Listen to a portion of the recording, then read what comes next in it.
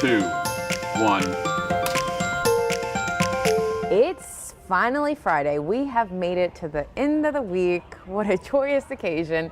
Thank you for joining us at KSAT News Now. It's our bite-sized streaming newscast and KSAT's only weekday podcast. And today we have Priscilla joining us. Hello. Hello, welcome back. And Thank you. Went to the rodeo yesterday. Yes, still recovering. Man, it was a long day. It was a long day, but fun? So fun. Rodeo is always a good time, and yesterday was day one, the actual kickoff, and we went all through the rodeo grounds all day, got to meet some of the teens, showing their livestock and of course the actual rodeo, so it was just a great time. I have to ask, because I'm a big foodie.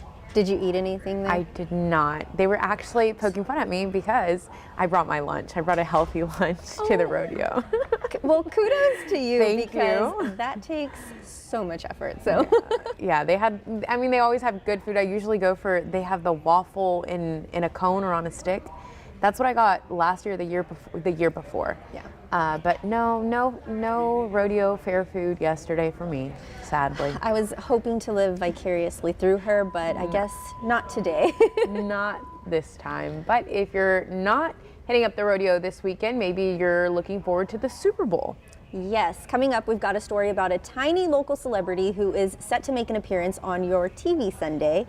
And we also have the latest on the battle over a naming of a West Side highway. And the latest on COVID restrictions, vaccines, and protests on the northern border. But first, more than 20 people are in custody following a human smuggling bust on the far west side.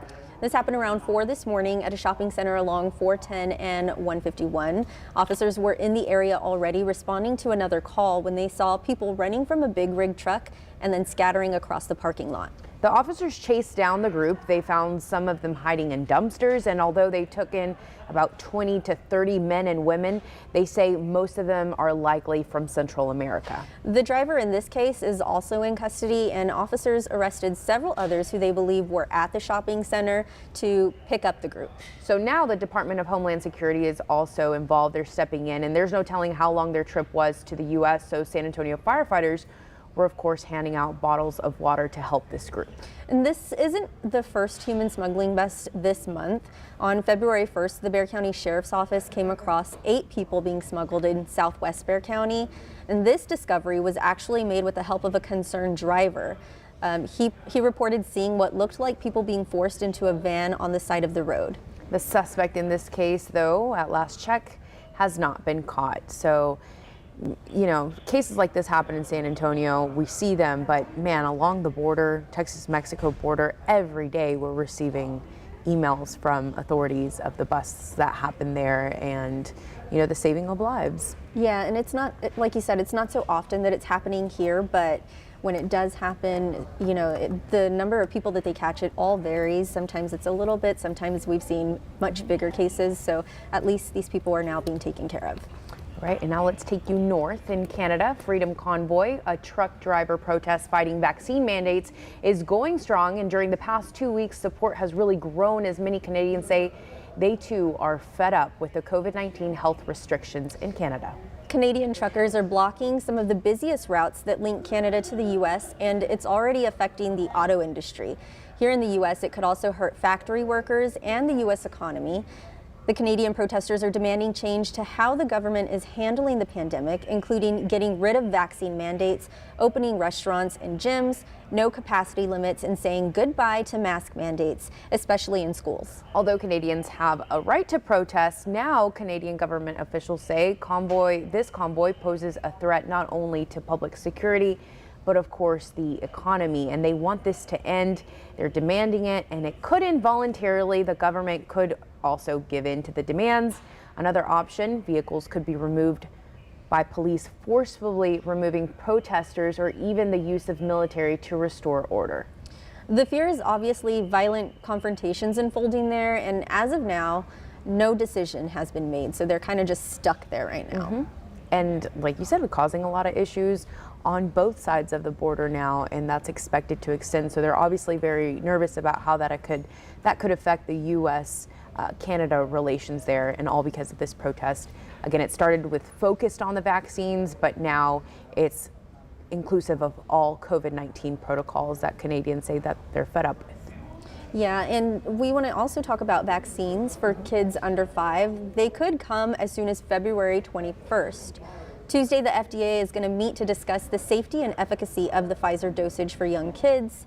Nevada has lifted its statewide mandate, and other states like New York and California are relaxing their rules as well. And across the pond, the UK has lifted its testing requirements for vaccinated travelers. Plus, unvaccinated people still have to take tests both before and after, but no longer need to self-isolate until they get a negative result. British Prime Minister Boris Johnson says he hopes to lift that final restriction that requires travelers to quarantine if they are positive for the virus by the end of the month.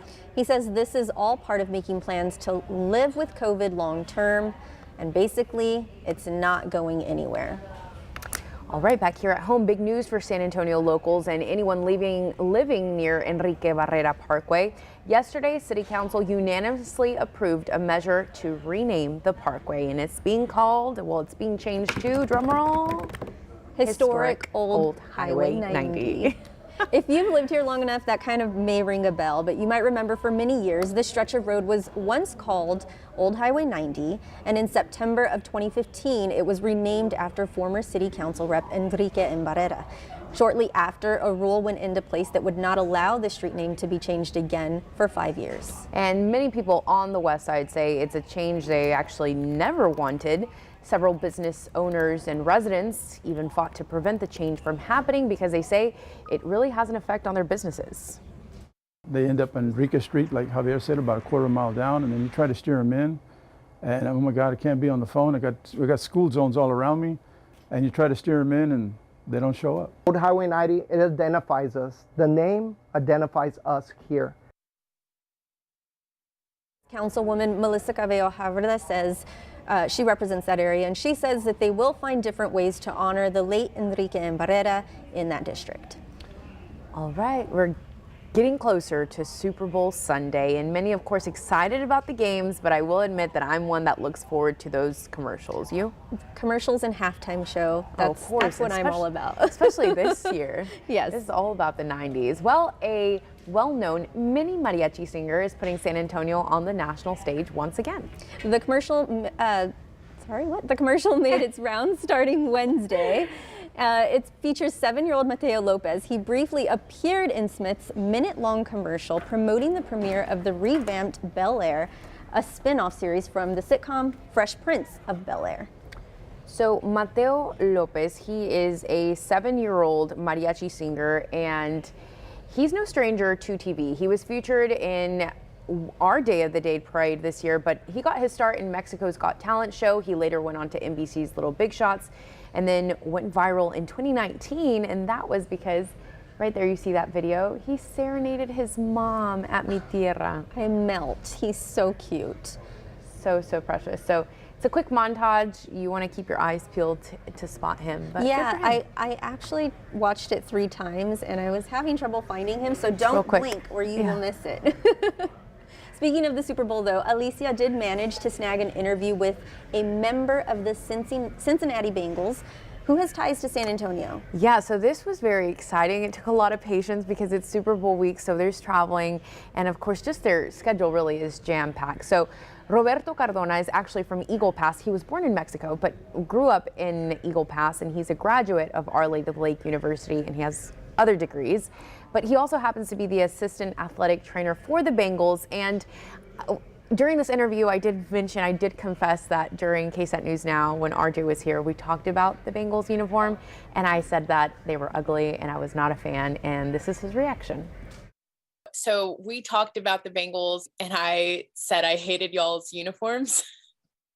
This year we just renewed them. I mean, I like the uniforms. I think they're great. So that especially now the new ones. So I think they're really cool. But I appreciate the love, and I hope we'll get one more person cheering for us. So he was a really good sport about it. He said, I loved his initial reaction. He's like, the new ones? We just renewed them.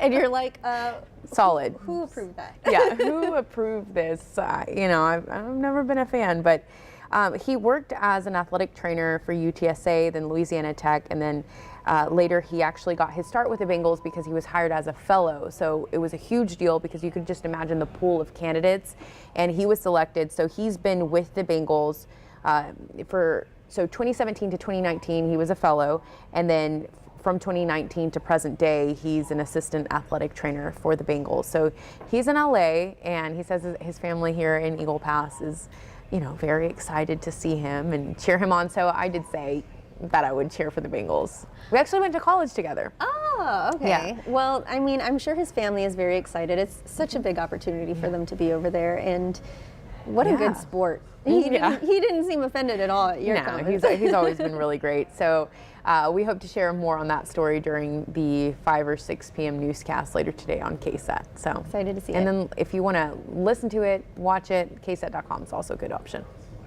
All right, so now time for weather. Yesterday was such a beautiful day. I was very nervous because of rodeo, it's always so cold. Yeah. So I even packed a blanket. I didn't even have to use it. No, it was great yesterday. We just never know rodeo time. You have to really pay close attention to the forecast because you kind of never know what you're going to get. And I can't rule out a couple of cold rodeo days. And even as we get into Saturday this weekend, Saturday will be a chilly day out at the rodeo. So if you've got plans to head out for the first weekend, it will be a little chilly, and we'll talk about that. I'm glad you brought up that Bengals story because I was very indifferent on who I was going to root for. Yeah. And now I guess I have to pull for the Bengals since we All have some right, local we got ties. another one. That's very cool. I mean, I don't care, but now I care. Now I care like 2%. 1%. There you go. All right.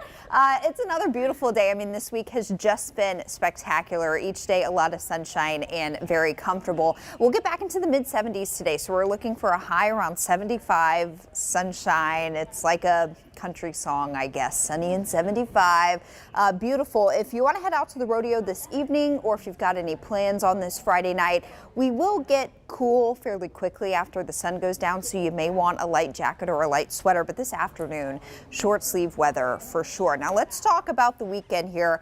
My pick for you, the better day, definitely going to be Sunday, and it's because we've got our next cold front coming in early in the day Saturday. That's going to turn things cooler. We're looking at afternoon highs in the 50s tomorrow, so we'll drop about 20 degrees from this afternoon to tomorrow afternoon. It's also going to be quite windy behind this cold front on Saturday. By Sunday, things will be much more pleasant, so that's why my pick for you this weekend, especially to spend time outdoors, is going to be Sunday. Now looking across the state, not a huge temperature spread.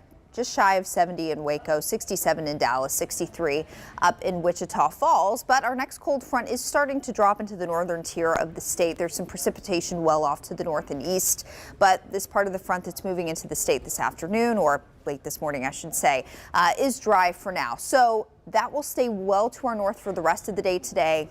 Beautiful Friday, sunny and 75 this afternoon. While we're sleeping tonight, this cold front will start to drop into the hill country. Here's 4 a.m. We'll see some clouds move in, and then along the front itself tomorrow morning, 9 a.m., there could be a couple of stray showers. Our rain chance here is going to be minimal. But if you're well east of San Antonio, I'm talking Gonzales over to Hallettsville, even Cuero, you've got a slightly better chance to see a downpour as this front moves through. There will be a much better chance of rain tomorrow morning with this front up near the College Station area, down to Houston, and even down closer to Victoria and Corpus Christi. By lunchtime tomorrow, this is well south of the area. We'll cut out any chance of rain. Clouds will gradually clear into the afternoon. But what will kick in with this front tomorrow and stay with us through the day is the wind. So we are looking at a gusty day tomorrow. Wind gusts up near 40 miles per hour. This particular model here is pulling a wind gust even closer to 45 miles per hour early tomorrow afternoon. So early in the morning, you'll notice 8 a.m. lighter winds, but by lunchtime, things will start to turn gusty. And we'll have gusty winds in place essentially until the sun goes down tomorrow evening. Again, Sunday will be a much nicer day, much more comfortable. We'll start you off close to freezing Sunday morning. We'll let you know if we do expect a light freeze across the area Sunday morning. 64 Sunday afternoon with a lot of sunshine, and beautiful weather continues into Monday for Valentine's Day. Middle back half of next week, maybe reintroducing a chance of rain. That's good news because we really need a good soaking rain here. Our drought situation is not pretty for now. So we'll keep you updated on those rain chances for next week. For now, just remember cooler and windy on Saturday, guys. Katie, it's like a dip, to remind us, hey, we're still Texas winter here. Don't get too comfortable. Yeah. Don't put the jackets away so fast. Katie, thank you so much. It'll be cold tomorrow at the rodeo, but Sunday, if you're not doing Super Bowl festivities, that's a better day to go. A lot of people are. I know. But even, that's great for Sunday having good weather because people are grilling. Yep. It's going to make for a good time. I'm excited. All right, but remember, happening today, grounds open already at the San Antonio Stock Show in Rodeo. You have until 11 p.m. Tickets for the little ones start at $5. They range up to $10. The carnival itself, it's open till 10 p.m. tonight, but of course later hours for the weekend. And know that unlimited rides just for $25. And there's festival. There's shopping. Shopping. Did y'all see her face right there? She's like, shopping and food. That's right. I'm a little disappointed in her, but I'm proud of her too. I stuck to my plan for this week. Well, thank you so much for joining us. Priscilla, thank you for stepping in for RJ. Yes. I believe he's back Monday, so we'll see you here on KSAT News Now at 11 a.m. And if you're tuning into our podcast, we'll hear you soon, or you'll hear us soon. Have a good weekend. Have a good weekend. Thanks.